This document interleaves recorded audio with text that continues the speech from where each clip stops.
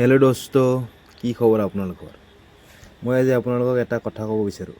জীৱনত আপুনি বহুত মানুহ লগ পাব, যোনে আপোনাক তলত টানিব চেষ্টা কৰিব, আপোনাৰ প্ৰতি জ্বলিব।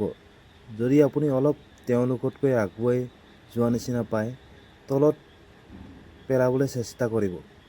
কিন্তু এটা কথা সদায় মনত ৰাখিব বন্ধুসকল, জীৱনত সকলো বস্তু চেঞ্জ হয়। গছৰ পাত পৰি সৰে, আনকি দিনটোৱে কিমান চেঞ্জ হয়। ৰাতিপুৱা, দুপৰীয়া, আকৌ ৰাতি, সকলো বস্তুবিলাক চেঞ্জ হয়। কিন্তু আপোনাৰ স্বাস্থ্যটো সদায় আপোনাৰ লগত থাকিব। সেইটো কাৰণে নিজৰ ফিটনেছৰ ওপৰত ধ্যান দিয়ক সদায়। ভাল ভাল বস্তু খাওক, ভালকৈ শুৱক, নিজৰ স্বাস্থ্যটোৰ ওপৰত ধ্যান ৰাখিব লাগে। সেইটো কাৰণে সদায় অসমীয়া এষাৰ কথা আছে, দেহা থাকিলেহে বেহা।